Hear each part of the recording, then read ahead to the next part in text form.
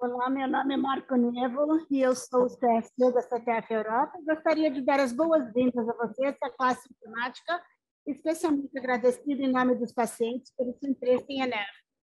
Antes de passar para a parte real, gostaria de dar umas instruções com relação à pergunta. Você poderá colocar suas perguntas no chat box durante essa classe máxima. Nós preferíamos que você pudesse colocar essas perguntas em inglês. Se você tiver problema formulando sua inglês, gostaríamos de pedir que tentasse usar tradutores online como o Google Translate, antes de colocá-los na chat box. Se não for possível para você, por favor, faça em sua própria língua e nós vamos fazer o melhor possível do nosso lado para atender traduzindo o melhor que pudermos. Aproveitem a sua classe.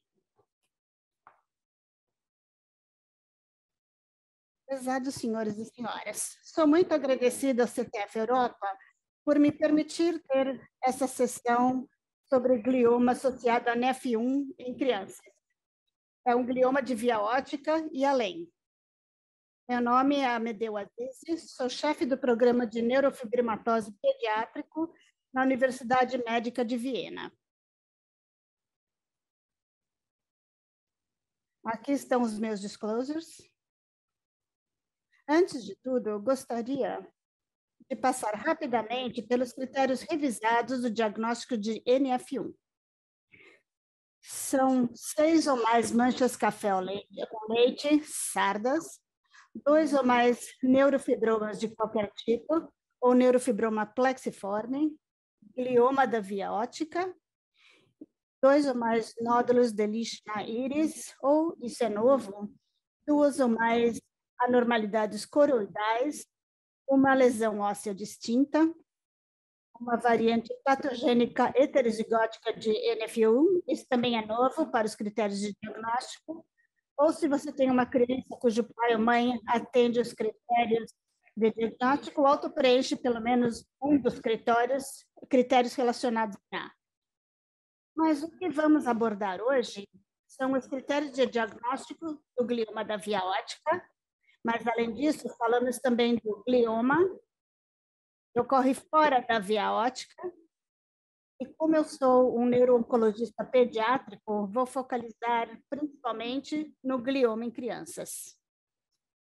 Analisando o risco geral de câncer em pacientes com neurofibromatose tipo 1, você pode ver que o risco para tumores cerebrais e da medula espinhal, o risco relativo é 46 vezes mais elevado para o glioma da via óptica, 920 é o risco relativo de tumores associados de outros gliomas por volta de 30. Agora, vemos o glioma de via óptica. Primeira epidemiologia. Cerca de 15% das crianças com NF1 apresentam um glioma de via óptica. Se fizermos uma triagem por ressonância magnética, que não é feita rotineiramente em centros, você pode ver que são os nossos próprios dados e que cerca de 1/4 desses pacientes com NF1, na verdade, tem um glioma de via óptica durante a infância. Geralmente, esses tumores se apresentam durante as 2 primeiras décadas de vida e principalmente antes da idade de 8 anos. Isso também é verdade para pacientes sintomáticos e glioma de via óptica sintomático. Você pode ver nesse gráfico aqui a idade de 10 anos e quase todos os tumores que ocorrem antes dessa idade. Mas, é claro, esses tumores podem ocorrer em qualquer idade e também na idade adulta, mas é muito raro. E raramente são sintomáticos mais tarde na vida. Falando sobre a biologia dos tumores, raramente se faz uma biópsia por causa do possível risco de perda de função por causa da biópsia da via óptica. Mas se há histologia, esta praticamente mostra astrocitoma pilocítico WHO de grau 1. Não há uma correlação clara com a linha germinativa de mutação NF1, encontrada em uma publicação recente, mas outros grupos sugerem de outra forma. Principalmente um grupo chinês, em 2018, descobriu correlações muito interessantes. Uma publicação recente de Mike Fisher e colegas Sempre havia uma segunda alteração somática de NF1, como se espera, em neurofibromatose tipo 1, e raramente outras alterações, como o receptor do FGFR. Isso, aparentemente, leva a uma causa mais grave da doença. Enquanto isso, na última década, houve modelos de ratos que foram desenvolvidos para glioma de via óptica em NF1. E é claro que é muito difícil traduzir esses achados em humanos. O teste de função, principalmente para a visão, é praticamente impossível em ratos.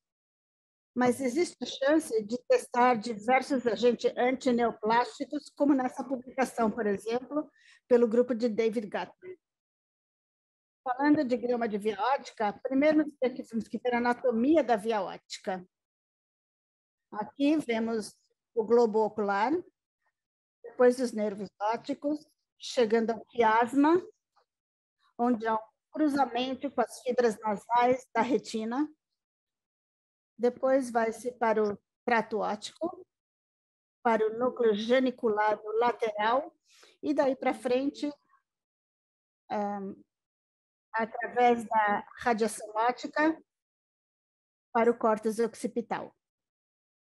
E, é claro, o glioma de via óptica pode se desenvolver em qualquer via dessa via óptica. Este foi um estudo europeu realizado e foi publicado recentemente. Podemos ver que quase que 42% dos tumores ocorreram nos nervos ópticos,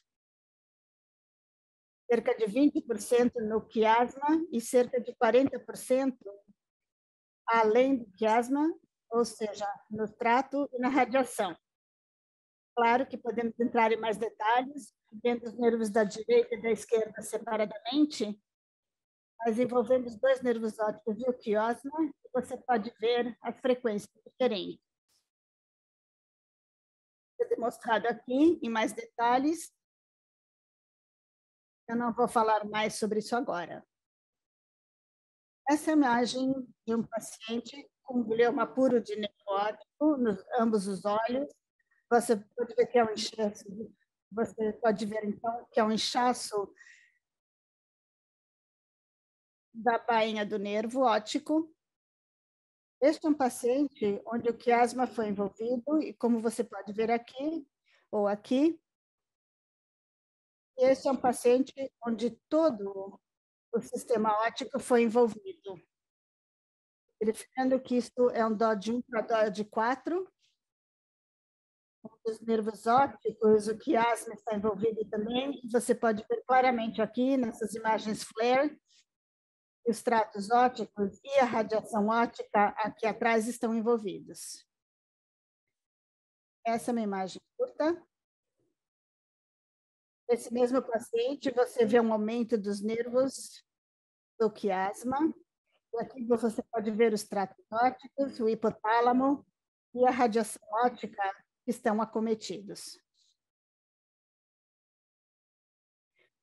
Cerca de 40% a 50% dos pacientes com glioma de via óptica desenvolvem sintomas visuais, ou seja, mais da metade não. E como medir a visão? Isso é muito importante, porque precisamos de métodos de testes que sejam apropriados pela idade. Aqui adiante, você pode ver questões de acuidade Teller, que você pode testar e fazer o teste em crianças bem jovens, mesmo em lactentes. O cartão LIA é para bebês, e aí tem o HOTP para pacientes que já conseguem, então, discernir letras. O teste de visão em crianças é muito dependente da cooperação da criança. Então, cuidado, se a criança está com fome, cansada, mau humor, os resultados vão ser muito ruins. Ou seja, se há uma falta de cooperação, você vai ter que repetir o exame visual em breve, para poder ter certeza que a possível deterioração é real, mas pode ser que você não seja capaz de fazer isso em crianças menores e conseguir resultados confiáveis. O que é muito importante notar é que a visão normal é um processo em desenvolvimento. Significa significa que ela melhora com a idade, quando há um crescimento do peso e do tamanho do corpo, por exemplo. Podemos sempre ver aqui os percentis. Isso também foi retirado de uma publicação que eu mencionei antes, que fizemos aqui, onde você pode ver que isso é visão normal, como você pode ver isso, pode diferir pelo método de teste. Naquele gráfico, nós mostramos a acuidade visual do olho direito e de esquerdo com o tempo. Então, o que vocês podem ver aqui é que o processo de maturação visual acontece com os anos, que deve chegar à visão normal nas idades de 3 a 5 anos. O que é importante discutir aqui é a estagnação da acuidade visual, que pode ser, na verdade, um sinal de deterioração, porque a maduração deve ser contínua. Não, existem medidas objetivas para o nervo óptico, como OCT. OCT significa tomografia de coerência óptica. Esse é um laser quase infravermelho, que passa pela superfície da retina e vai abaixo da superfície, e a alta resolução aqui vai ser uma imagem transversal da retina, do nervo óptico, pode ser feito, e você pode medir especificamente a espessura da camada da célula ganglionar e da camada da fibra nervosa. Uma redução em RNFL, que é a camada da fibra nervosa, precede a perda visual. Isso foi publicado por Rob Avery em 2015. Mas é muito difícil fazer uma CT em crianças pequenas. Você talvez precise de anestesia para dispositivos manuais que são muito caros e são raramente disponíveis. Geralmente, utilizando máquinas fixas de OCT, é possível fazer uma OCT com crianças acima da idade de 4. Algumas vezes, se a criança cooperar muito, pode ser um pouco menos do que isso, mas pode ser difícil nesses pacientes que têm a maior necessidade para ter essas medidas. E agora aderir também um parâmetro objetivo para a progressão, mas o futuro vai nos dizer como isso vai virar rotina ou prática diária. Analisamos também os sinais e sintomas que os pacientes apresentam quando eles têm um glioma biótica. Então, o estrabismo estava presente em cerca de 1/4 deles, como comportamento visual anormal, eu vou falar sobre isso mais tarde. Proptose, que significa o exoftálamos nistagma, em cerca de 2%, papiledema e outros. Outros incluem sintomas endócrinos, sinais de pressão intracranial elevada, e, é claro, estamos olhando também a atrofia óptica, e cerca de 40% dos pacientes já mostravam ou atrofia óptica unilateral ou bilateral. Então, quais são os sintomas e sintomas clínicos desses pacientes que não são sintomáticos? Porque lembre-se que cerca de 50% dos casos e até mais permanecem assintomáticos. Propósito, exoftálamos, ou, como eu falei, estrabismo, tropeçar em obstáculos, e assim é que os pais falam para a nossa prática diária. Bem, o filho passa em obstáculos e tropeça neles. Ele não reconhece coisa mais como pássaros distantes. É isso que nós deveríamos ver, então, quando você vê um paciente assim. Tremor dos olhos e nistagma é um sinal bem tardio e, geralmente, a acuidade visual é muito precária.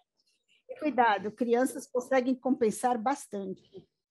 Então, eu já vi crianças que estavam quase cegas, mas os pais não me acreditavam quando eu dizia para eles que havia uma visão muito ruim, porque a criança realmente não foi tão afetada na sua vida diária. É por isso que nós temos que analisar e verificar isso. Dados prospectivos da história natural e fatores de risco para a progressão visual são escassos. Então, nós sabemos que somente 20% de todos os pacientes com glioma biótica geralmente são tratados. 50% deles são pacientes sintomáticos, ou seja, se você pegar todos os pacientes de NF1, cerca de 3 a 5% de todos os pacientes de NF1. Os riscos visuais são imprevisíveis, pelo menos até agora. Dados sobre a história natural e fatores de risco visual em crianças são escassos, como eu falei antes, E os fatores correlacionados com resultado precário visual e idade, ou seja, idade abaixo de 2 ou acima da idade de 5, extensão do tumor para o trato óptico posterior, ou seja, além do quiasma óptico, palidez do disco óptico, que é um sinal mais tardio também do nervo óptico que já parcialmente morreu, e meninas, aparentemente, têm um risco maior para perda de visão e precisam de tratamento para isso. De acordo com Fischer et al., os resultados visuais depois do tratamento não são diferentes dos meninos. Na verdade, isso não foi replicado em outros grupos, ou porque eles não poderiam mostrar o risco alto para meninas, e uma publicação recente que, na verdade, disse que, apesar de receberem tratamento, elas têm um resultado visual pior do que os meninos.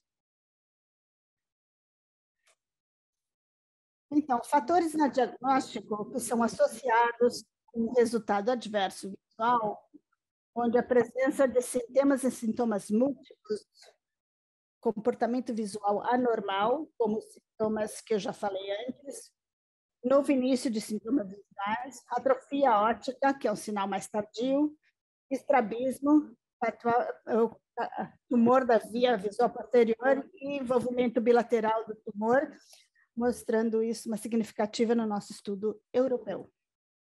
Então, o que fazer quando um glioma de via óptica é diagnosticado? Depois do diagnóstico desse tumor, ele deve ser acompanhado por uma ressonância magnética, a cada 3 meses no primeiro ano, depois do diagnóstico, e depois a cada 6 meses até a idade de 8 anos.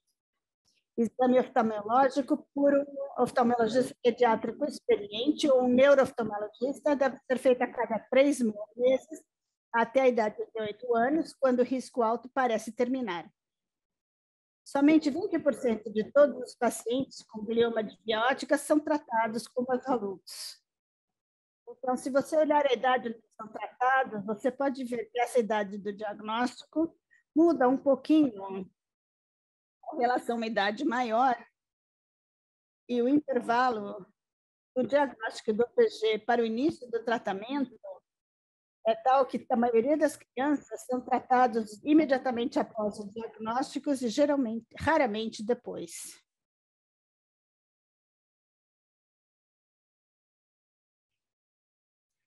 Então,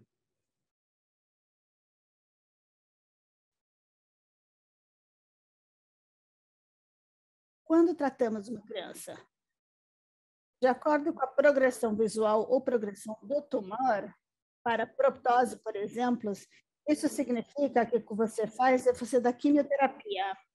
O padrão geral é carboplatina e vincristina, e, de forma alternada, vinblastina, como publicado pelo grupo canadense. Então, esse é o esquema que é utilizado na Europa por enquanto. O glioma de baixo grau SIOP de 2004, um esquema de indução com 7 ciclos e depois 10 ciclos de consolidação com terapia de carboplatina e vincristina. Os americanos têm um esquema um pouquinho diferente, com carboplatina semanal, mas, no final, o efeito é bastante comparável. A resposta a esse tipo de quimioterapia é melhor do que em glioma de baixo grau esporádico. Leva um controle efetivo do tumor, os efeitos colaterais são baixa da contagem de sanguínea, perda de cabelo, náusea, neuropatia por causa da vincristina, dor abdominal, perda de audição, que é muito raro ver, mas pode ser um efeito colateral possível. Cerca de 30% dos pacientes alergias de carboplatina podem ter e necessitam parar o tratamento ou mudar o tratamento. A maioria desses são leves, como resfriado, uma tosse, uma febre, e raramente graves, como choque anafilático. Então, quem realmente se beneficia do tratamento? Os resultados visuais são independentes da resposta radiológica. Então, há tumores que respondem muito bem radiologicamente, mas a visão ainda não se beneficia e o risco visual ainda é imprevisível.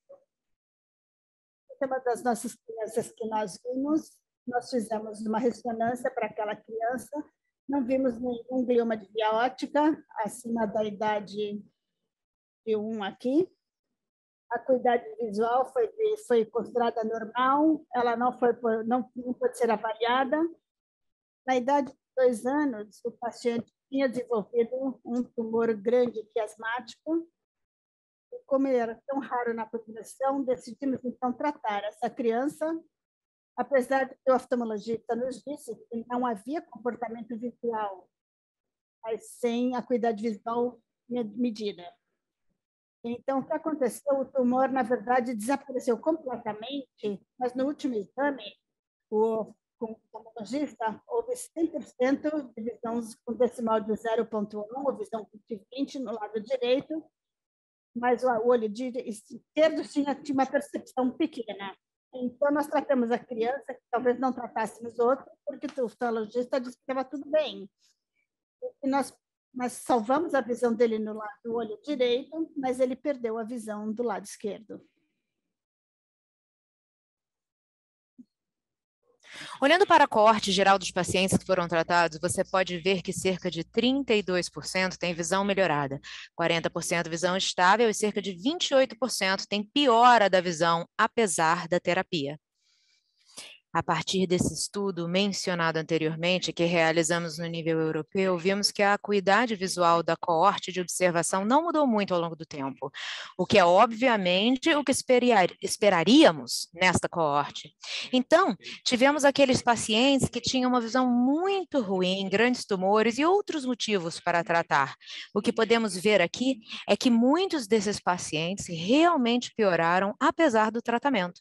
Mas o que também podemos ver é que aqueles que foram tratados após uma fase de observação, houve uma certa quantidade de respostas ao tratamento, onde, como você pode ver, houve uma piora durante o período de observação. Você vê que muitos deles poderiam ser salvos em um estágio posterior.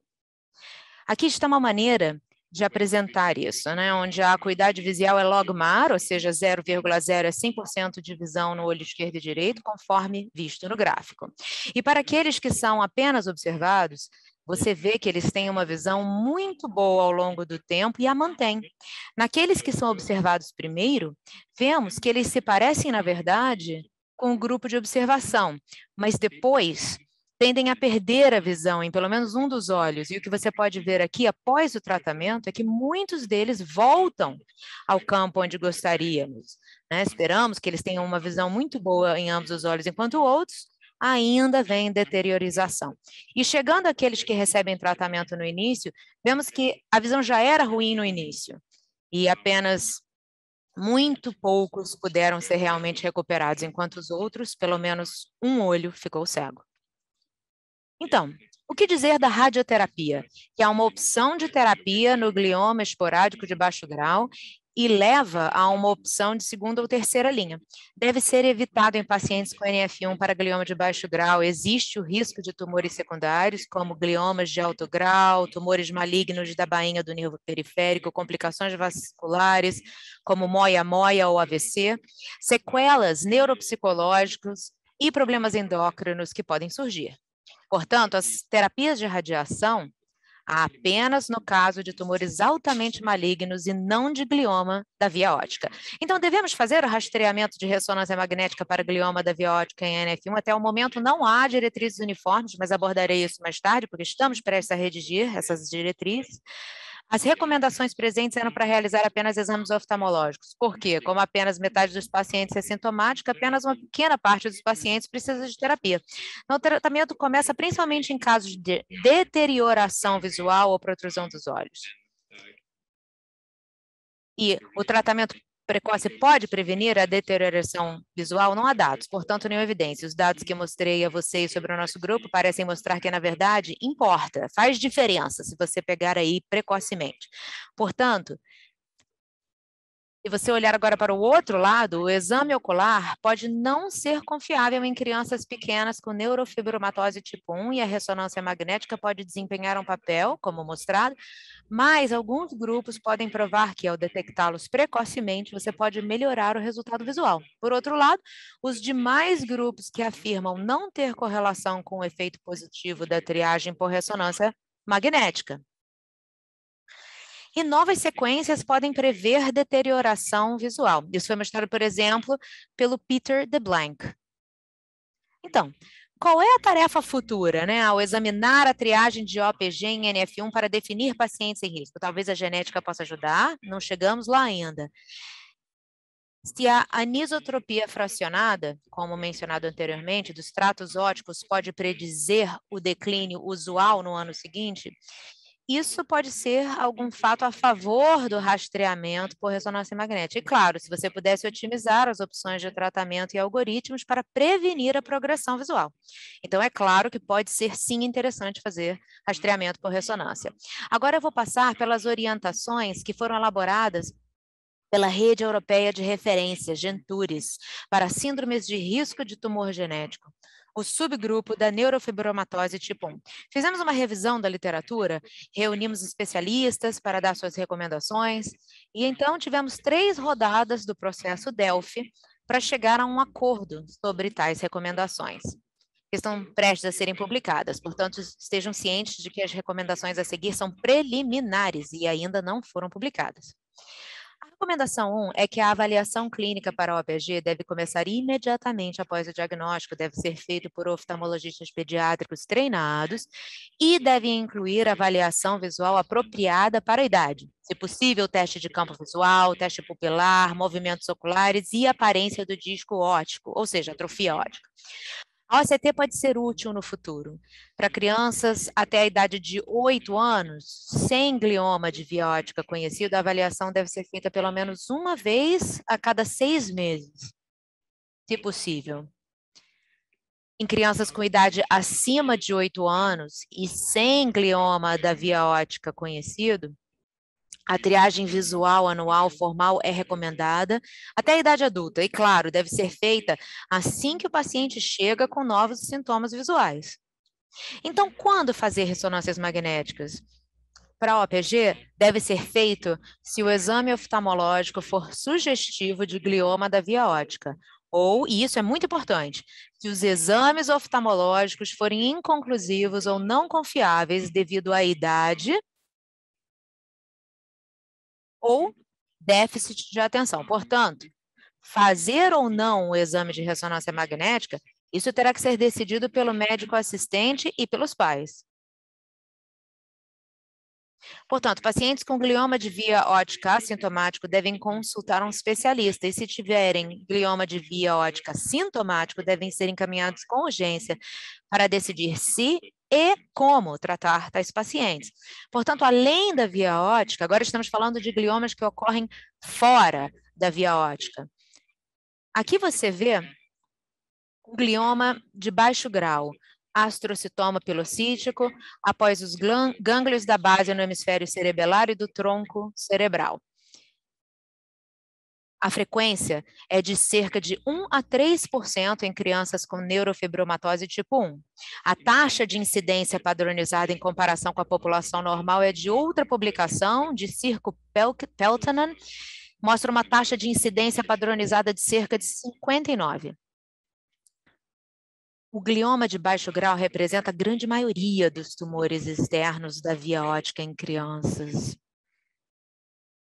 O astrocitoma pilocítico, se você fizer biópsia, está presente em cerca de 64%.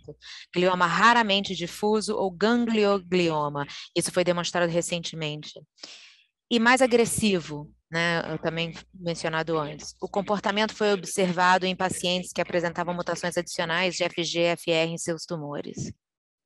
Os sinais e sintomas clínicos dos tumores cerebrais são independentes da histologia. Eles dependem do local do tumor, a idade da criança, ou seja, o estágio de desenvolvimento da criança. As causas podem ser diretas, por infiltração ou compressão de estruturas normais do sistema nervoso central, ou indiretas, por obstrução do líquido cefalorraquidiano ou aumento da pressão intracraniana por massa intracraniana. Se estamos falando agora de hipertensão intracraniana, estamos falando de dores de cabeça, presente em até 70% dos casos, vômitos em até 85% desses pacientes, mas é claro, pode haver papiledema, levando à perda de visão, visão dupla, devido à paralisia. É muito provável que aconteça um aumento do perímetro cefálico em crianças com menos de 3 anos. Pode haver um movimento de massa com disfunção secundária do tronco cerebral, perda de consciência no estágio tardio, pode haver disfunção circulatória, respiratória e, por fim, óbito. Mas também são muito frequentes os sintomas focais, como convulsões, disfunção sensorial motora, ataxia da marcha, por exemplo, para tumores cerebelares, disfunção endócrina, como puberdade precoce, que pode ser observada em NF1 e outros, é claro. Esse é o caso do glioma de Tecton, que não é tão raro em crianças com NF1. Você pode ver aqui que há um espessamento da placa tectal que obstrui o aqueduto, que leva o fluido espinhal ao quarto ventrículo, levando à hidrocefalia obstrutiva. Nesses pacientes, você pode fazer uma terceira ventriculostomia, o que significa fazer um orifício neurocirúrgico no assoalho do terceiro ventrículo. E o que você pode ver aqui é o que chamamos na ressonância magnética de sinal de fluxo vazio.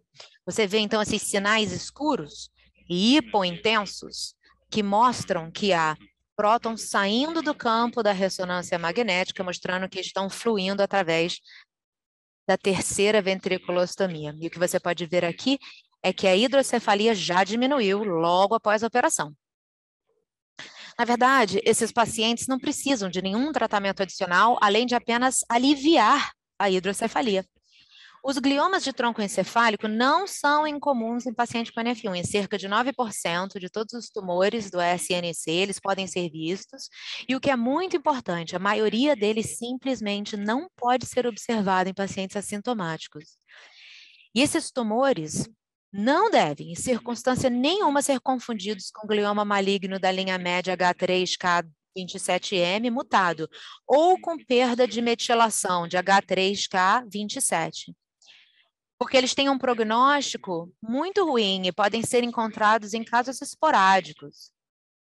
Ou seja, em crianças sem NF1. Mas são esses tumores que podemos ver aqui, são de grau muito baixo e podem até regredir continuamente com a idade.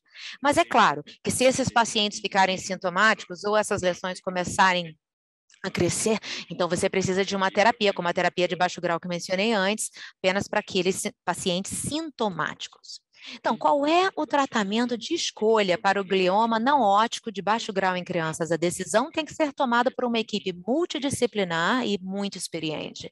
Achados incidentais, muitas vezes, não precisam de tratamento. Assistir e aguardar pode ser indicado nesses. E para lesões sintomáticas, eles são as mesmas indicações de tratamento que no glioma esporádico de baixo grau. A cirurgia deve ser feita, se for viável, com segurança e pode até ser curativa. O padrão ouro da terapia não cirúrgica é a quimioterapia com carboplatina, vincristina, igual ao que mencionei antes. E a radioterapia deve ser evitada devido à toxicidade tardia. Também já mencionei isso antes. Esse é um estudo de uma coorte europeia de crianças com glioma de baixo grau. E o que podemos ver aqui é que a sobrevida geral é muito alta. Então, esses pacientes não vão a óbito de seu glioma de baixo grau, e esses são os pacientes que precisavam de terapia não cirúrgica. Mas devo mencionar que esse foi realmente um estudo onde quase exclusivamente os pacientes que recebiam terapia foram incluídos. Então, essa linha aqui de sobrevida livre de eventos não é realmente algo que deva ser levado muito a sério. Mas, por outro lado, se você olhar para aqueles pacientes que receberam quimioterapia, você pode ver que cerca de 60% tem uma sobrevida livre de progressão de longo prazo, que é maior do que no grupo de glioma esporádico de baixo grau. Mas o glioma de alto grau, sim, ocorre em pacientes com NF1. Eles ocorrem com mais frequência do que na população normal. Porém, são raros em crianças e mais frequentes em adultos. Se você olhar para essa publicação recente na Nature Medicine, você pode ver que o glioma de baixo grau, que é a linha azul, é mais prevalente na infância, enquanto o glioma de alto grau é mais prevalente na população adulta. Além da perda homozigota de NF1, você pode ver alterações de TP53 e CDKN2A e mutações de ATRX, e mais uma vez, essas mutações de ATREX são muito mais frequentes na população adulta e bastante raras na população pediátrica. Portanto, em geral, esses tumores são raros em criança. Mas esse é um dos nossos pacientes que apresentou convulsões. Agora ele é um menino de 5 anos, ele se apresentou aos 3 anos de idade. Ele tinha uma lesão que foi classificada como glioma de alto grau, sem outra especificação, mas o que podemos mostrar, além da mutação NF1, que estava presente de forma homozigótica, vimos a mutação TP53, que aparentemente conferiu aquele curso clínico negativo à criança, que está agora recebendo terapia de irradiação para essa enorme massa altamente maligna. E existem essas diretrizes do Earn-Gentouris, também para crianças com glioma de via não óptica. Portanto, o que essas diretrizes dizem é que as famílias e os pacientes devem ser informados sobre os sintomas e sinais de tumores cerebrais. Eles devem fazer um histórico e verificar esses sinais e sintomas a cada visita clínica. Imagens diagnósticas de rotina para rastreamento não são recomendadas, embora, se houver alguma preocupação clínica, é claro que você deve fazer exames de imagem investigativos. E o glioma sintomático da via não óptica em crianças deve ser tratado pela mesma via de cuidado que o não OPG esporádico em crianças sem NF1. E, mais uma vez, uma equipe multidisciplinar deve decidir sobre essas opções e a radioterapia deve ser evitada no glioma de baixo grau. Mas, às vezes, em glioma de alto grau pode ser necessário. E quanto ao fase versus o glioma, o que são fase? Fase são áreas focais de intensidade de sinal. Formalmente, nós os chamávamos de UBOs, objetos brilhantes não identificados, ou hiperintensidades, UBOs de T2. Ainda mais no passado, eram chamados de amartoma. Eles são mais bem vistos em imagens FLAIR e T2. Estão muito frequentemente presentes nos gânglios da base, cerebelo, tronco cerebral, tálamo, substância branca subcortical. Ocorrem com frequência de 50% a 80% e são causados por desmielinização e vacuolização por acúmulo de líquido das bainhas de mielina. Existem diferenças na espectroscopia de RM-DTI para o cérebro normal, mas é claro, também para o glioma. E o curso natural pode mostrar um aumento na juventude, frequentemente seguido por uma diminuição na adolescência, em alguns casos, embora possa aumentar ainda mais. Já foi sugerido como critério diagnóstico para NF1, o que, na verdade, não era feito nas últimas diretrizes. Portanto, houve uma correlação com déficits neurocognitivos que foram descritos e a melhora da função neurocognitiva se correlacionou com a redução de UBOs com a idade. Mas não houve correlação com parâmetros sociais e emocionais. Então, como diferenciar fase de glioma? Você pode fazer uma espectroscopia de ressonância magnética. Os fases geralmente não ocupam o realce de contraste, não ocupam espaço. Então, não mostraram aumento de volume. Agora, temos aqui 3 exemplos onde você pode ver as hiperintensidades de T2. Você pode ver aqui uma lesão no tronco cerebral. Aqui, lesões nos núcleos do cerebelo. Aqui, uma lesão no cerebelo. Aqui, uma lesão no cerebelo e na região do tronco encefálico. E aqui na ponte.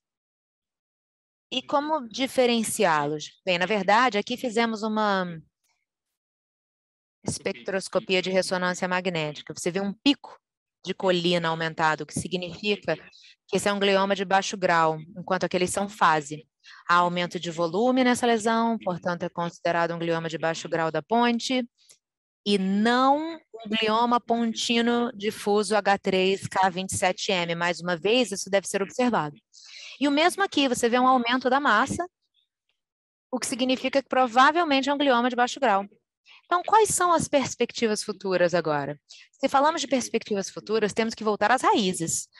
Olhando para a base molecular de NF1, então sobre a via RAS, que leva à ativação celular, se você olhar para a via e ela estiver desativada, sempre compare isso a uma lâmpada e um interruptor. Então, você pode ativar essa via quando o fator de crescimento aparecer e o RAS-GDP é transformado em RAS-GTP, que leva à ativação do RAF-MEK-ERK. E, em seguida, o crescimento da célula para fatores de transcrição e a neurofibromina desligam esse interruptor. Então, em neurofibroma 1, o interruptor está ativo porque o neurofibroma ainda está aqui e a lâmpada está ligada, então esse crescimento continua. Então, agora, hoje, nós temos várias drogas, como inibidores de MEK, que podem parar essa via, que podem, apesar do detector antiestabilizado, podem parar o crescimento celular. E a inibição de MEK, glioma de baixo grau. Houve uma publicação que fez o Fanguzaro em 2019, que mostrou o uso de selumetinib em pacientes com NF1. 25 pacientes com NF1 foram incluídos. Eram pacientes pediátricos e metade deles tinham glioma de via óptica e a maioria deles receberam 2 anos de tratamento se o tumor era pelo menos estável. Cerca de 40% sustentaram resposta parcial. 17 dos 25 pacientes estavam sem progressão durante o tratamento e foi um PFS de 2 anos de 96% que pacientes com recidiva com sucesso. E cerca de 64% dos pacientes completaram todos os 26 cursos. Aqui vocês podem ver que essa curva de PFS, você pode ver aqui, 24 meses, 2 anos, esse período. Então, esse é um plot de cascada das maiores mudanças da linha de base. E aqui um estudo contínuo que ainda está em andamento pelo COG, e possivelmente isso também vai se tornar para a Europa em comparação com o CIOP europeu, onde você pode comparar o padrão de quimioterapia de carboplatina, vincristina, com selumetinib, e o resultado é também uma progressão radiológica. Para neurofibroma plexiforme, selumetinib foi aprovado nos Estados Unidos em 2020, na Europa, a União Europeia e no Reino Unido em 2021, mas parece ser um efeito de classe total. Os inibidores de MEK parecem ser tão efetivos que foi publicado em vários relatórios de casos e estudos, como, por exemplo, com trametinib. Mas os possíveis efeitos colaterais com inibidores de MEK, o mais comum é uma alergia em cerca de 60% das pessoas com acneiforme ou eczematosa. Valores de laboratórios podem ser elevados, como enzimas musculares, como CQ, Paranol, que é a inflamação das unhas, que é muito comum e pode ser incômodo muito grande para pacientes, falta de apetite, náusea, diarreia, vômito. Alguma coisa que é muito raro também é um descolamento possível da retina, que pode ser diagnosticado e em OCT, que pode desaparecer ou vai desaparecer se você parar o tratamento. Isso foi publicado por Wapafer em 2016. Insuficiência cardíaca foi descrita também, é muito comum, mas foi descrita em crianças, e efeitos de longo prazo não são muito conhecidos, assim como também impacto possível em fertilidade em 20 anos.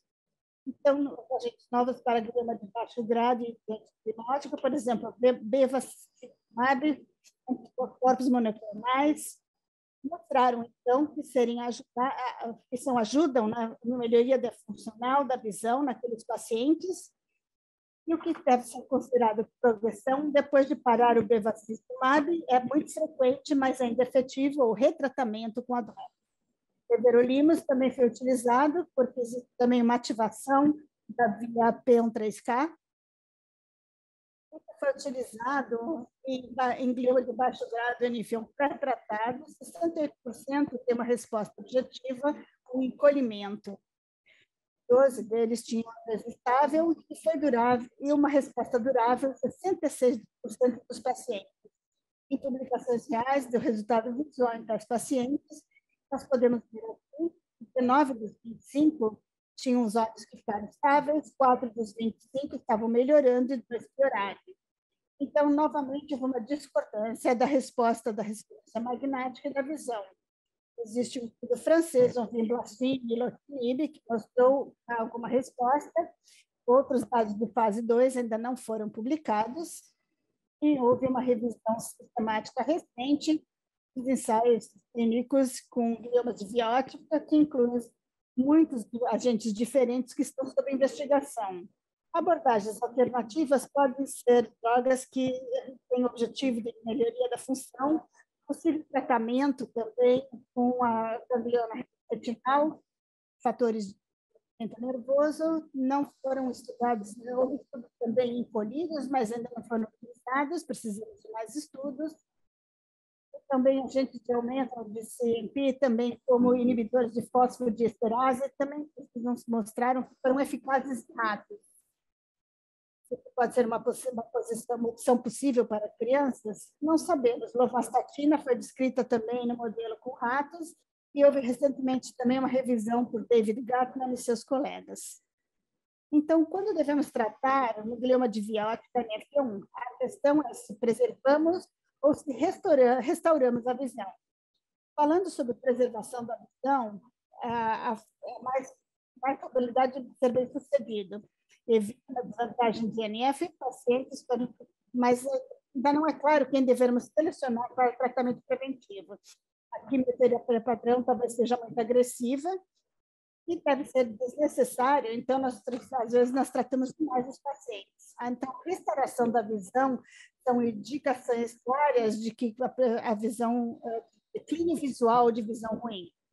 Então, pode ser muito tarde, talvez não consigamos salvar, e os regimes padrões não são bem-sucedidos em reganhar a função, enquanto que param o tumor, mas não reganham a função. Ainda muito não é claro se eles vão se beneficiar do tratamento. Então, a questão para a preservação da visão é se a terapia é necessária, enquanto que para a restauração da visão, será que ela realmente é efetiva? Então, qual droga é eficaz para a preservação e será que é muito tarde para restaurar a visão? Então, a conclusão, para finalizar minha palestra. O glioma de via óptica ocorre em 15 a 20% das crianças, principalmente se têm idade de 8 anos. Muitos deles mostram uma causa indolente, mas pode causar um impedimento visual grave em algumas dessas crianças. Então, rastreamento oftalmológico regular é necessário. E se há uma progressão visual, a resposta magnética é importante antes de fazer o tratamento. Outros gliomas, ou seja, gliomas fora da via óptica, aqui em crianças, são principalmente gliomas de baixo grau. O glioma de alto grau são raros em crianças. Você deve esperar e ver se os pacientes são assintomáticos e se a cirurgia é viável, isso deve ser dado. A quimioterapia é efetiva nessas crianças. E os inibidores de MEK no futuro podem ser as opções melhores para essas crianças. Nós temos que esclarecer quem devemos tratar e quando tratar. Muito obrigada por sua atenção e agora ficarei feliz em responder às suas perguntas.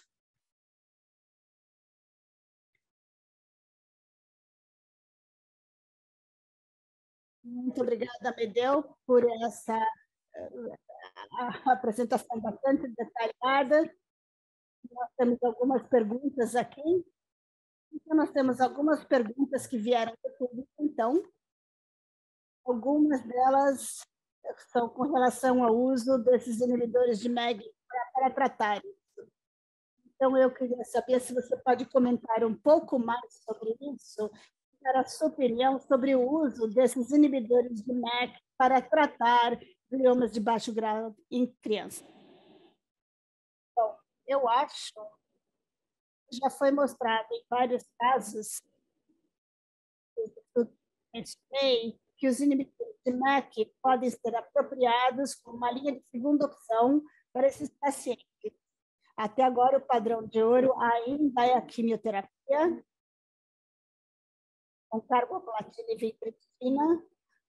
Vocês verem o grupo canadense, E eu acho que nós temos que esperar os resultados dos ensaios comparativos, falando da comparação entre quimioterapia e inibidores de MEK de primeira linha, porque nós sabemos que a quimioterapia é segura, é efetiva, pelo menos para a sobrevida livre de progressão com relação ao crescimento do tumor, e nós precisamos ver se o resultado na função também é melhor com os inibidores de MEK do que com a quimioterapia. Então, talvez poderemos então mudar, mas eu acho que até agora nós precisamos esperar esses dados antes de podermos dizer claramente que essa é a primeira linha de opção. Novamente, essas drogas são novas para quimioterapia, sabemos que a toxicidade a longo prazo não existe praticamente, pelo menos até agora. No entanto, para os inibidores de MEK, não sabemos.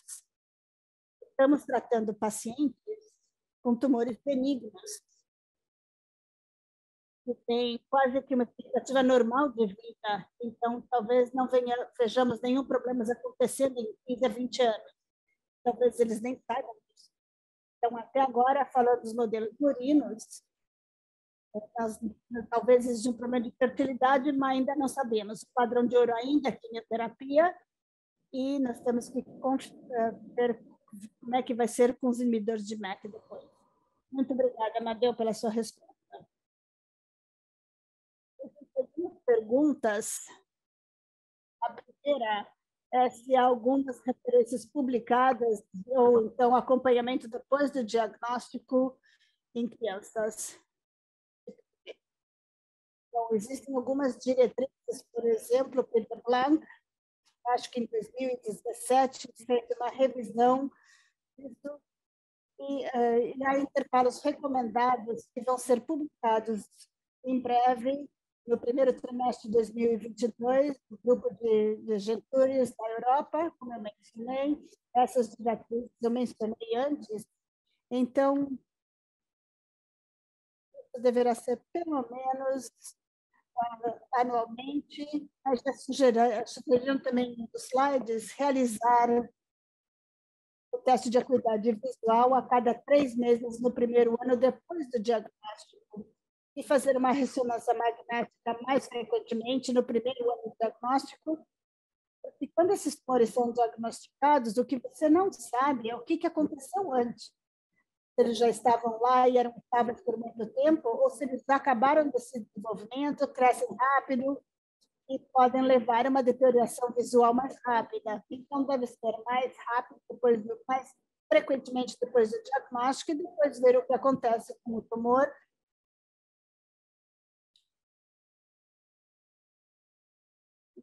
Eu vou pegar essa referência do Peter Planck, dos gêmeos, e vou mandar a vocês, porque eu tenho aqui comigo.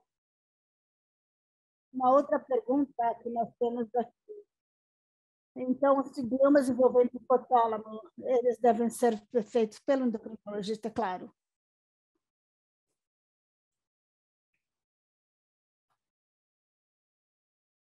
E a terceira, a regressão espontânea de OPGs assintomáticos acontecem de sintomático?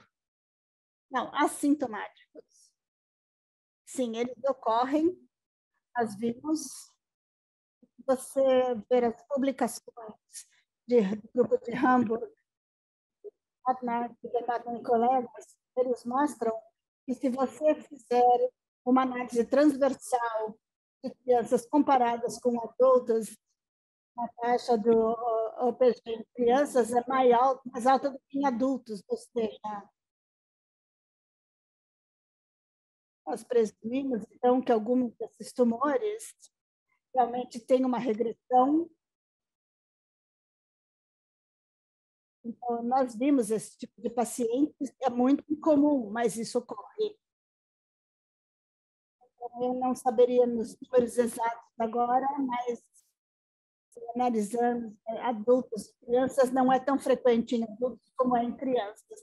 Então, deve ter alguma coisa acontecendo aqui. Uma pergunta aqui também,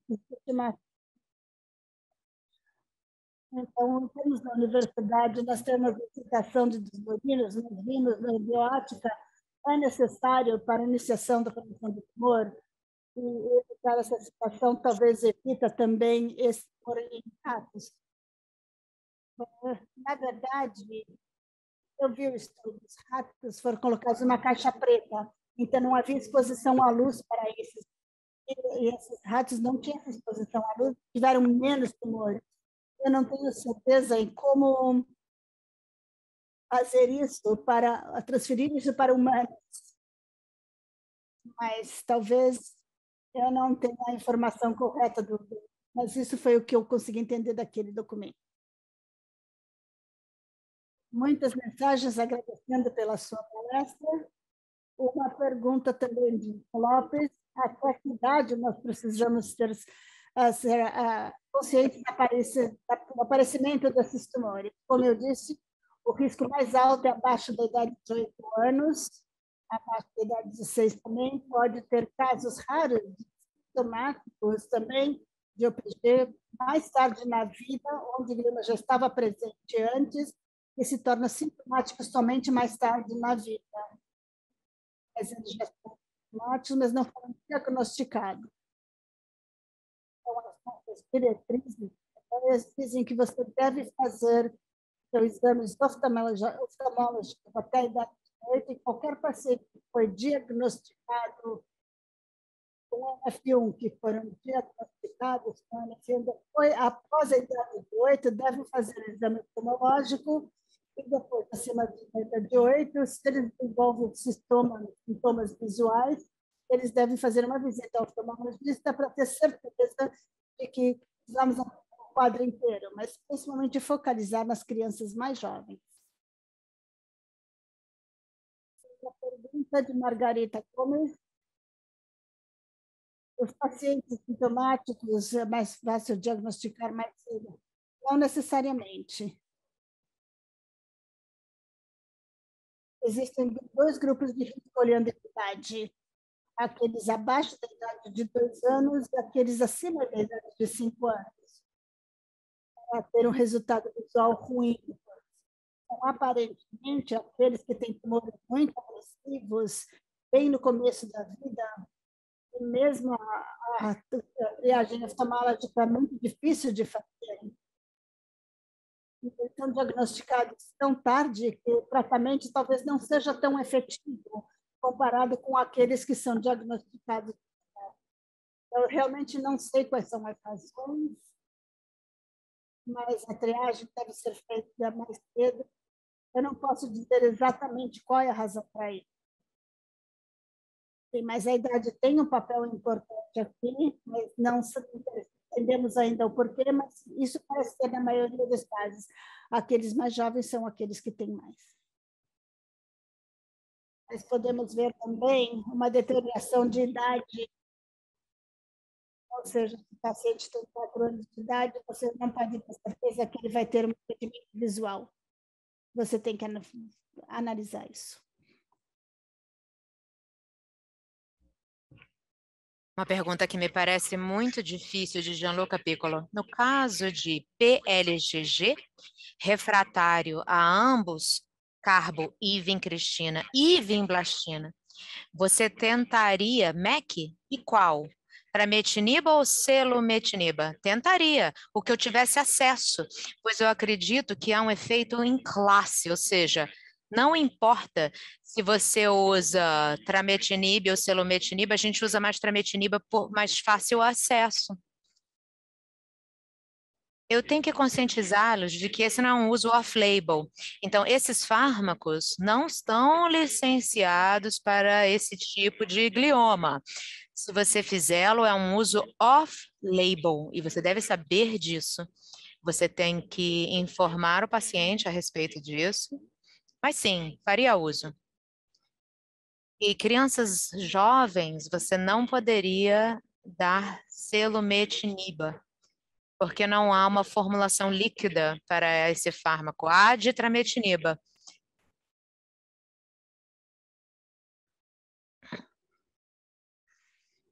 Isso é a questão da empresa farmacêutica, porque não é comercializado de qualquer forma. Então, a maioria dos dados e estudos são em selumetinib, mas parece ser um efeito em toda a classe. Mais uma vez, estão agradecendo aqui pela sua palestra. Eu tenho uma pergunta, que será a última, a não ser que alguma outra pergunta seja escrita pela plateia. E a pergunta em LPG é quando tratar?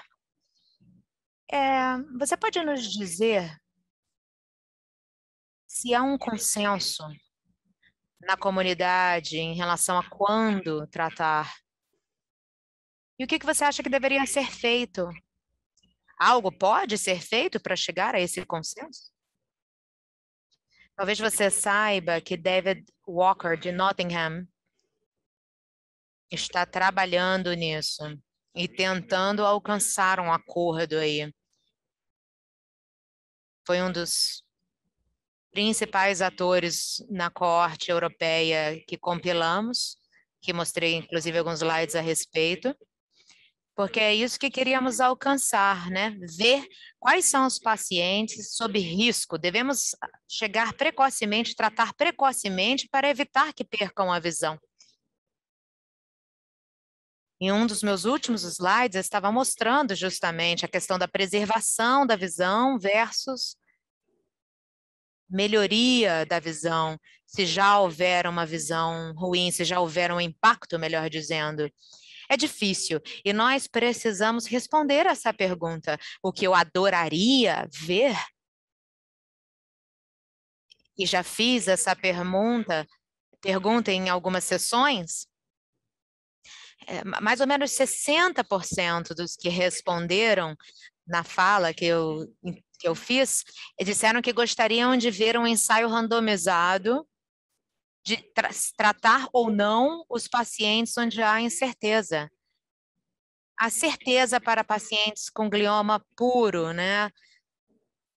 E há também clareza, em termos de consenso, de que um paciente com a visão deteriorando e outras questões devem ser tratadas, mas há um número de pacientes e que, infelizmente, esse trabalho feito pelo David Walker nunca foi publicado, foi rejeitado por algumas revistas, mas é uma pena, pois ele claramente estava demonstrando quais grupos de paciente não havia consenso, e para eles pode ser interessante ter um ensaio randomizado para tratar essas crianças e realmente ver se essas crianças ou quais delas se beneficiariam de tratamento. Se você tiver, por exemplo, alguém que está quase cego, com um disco óptico pálido, um envolvimento bilateral de toda a via óptica, você vai tratar esse paciente, com certeza. Mas você tem que esperar que não se beneficiem funcionalmente em termos de visão. Sentimos que, às vezes, muito tardiamente, até uma queda na visão, apesar dos tumores estarem respondendo radiograficamente. Ou seja, é uma pergunta muito importante, não chegamos a uma resposta ainda, pois estamos sempre projetando novos ensaios para novos fármacos. Então, a questão é sempre, se você tratar uma criança onde há incerteza, se precisa de tratamento ou não, se a quimioterapia é realmente a única opção, ou se haveria outros fármacos que tenham menos efeitos colaterais e que você estaria mais disposto a dar em um ensaio randomizado a uma criança que você não sabe se vai precisar em algum dado momento tratamento. Me perdoe pela longa resposta, Marco, mas foi uma excelente resposta.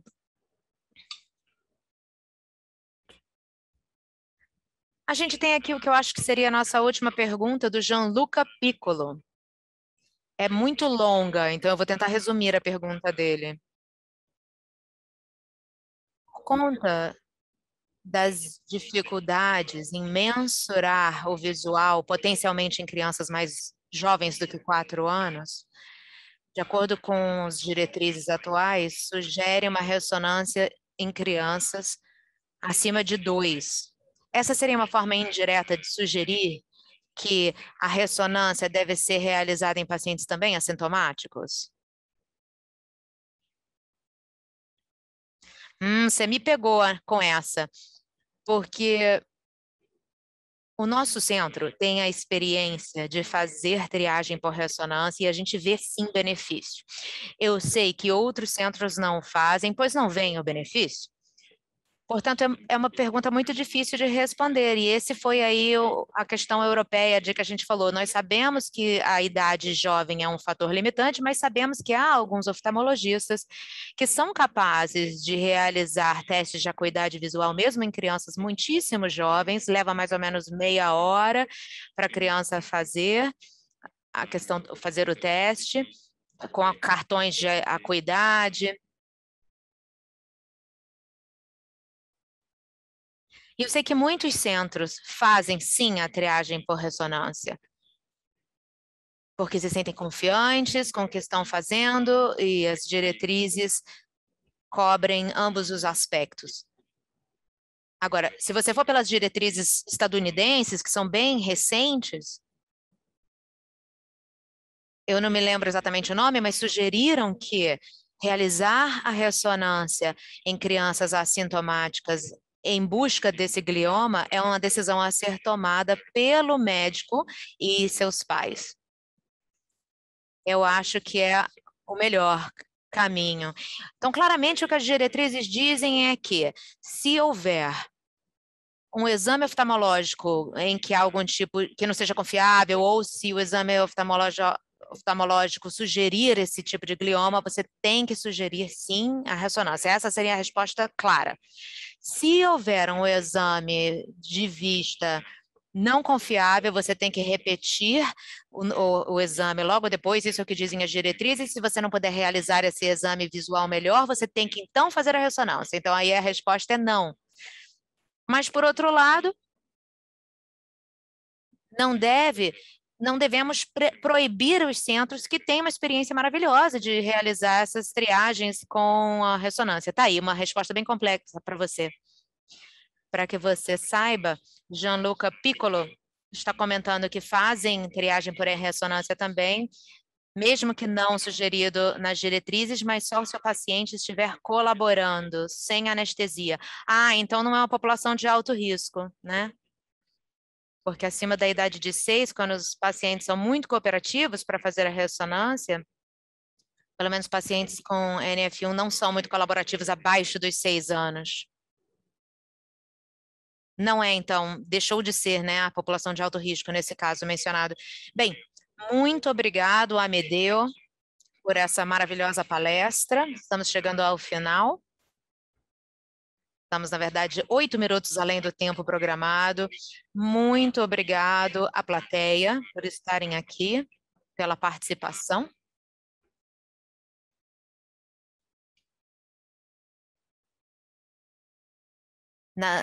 Participem da Masterclass Infra, as próximas 4 já estão prontas. Você pode já se inscrever para as próximas no webpage da Infer Masterclass, o canal de YouTube, que vocês também encontrarão no site, está ativo. E essa Masterclass vai ser colocada lá, vai ser subida lá antes do Natal, em 7 idiomas, se você quiser voltar, revisar ou até mesmo compartilhar com colegas. Muito obrigado a todos e espero vê-los em breve. Muito obrigado.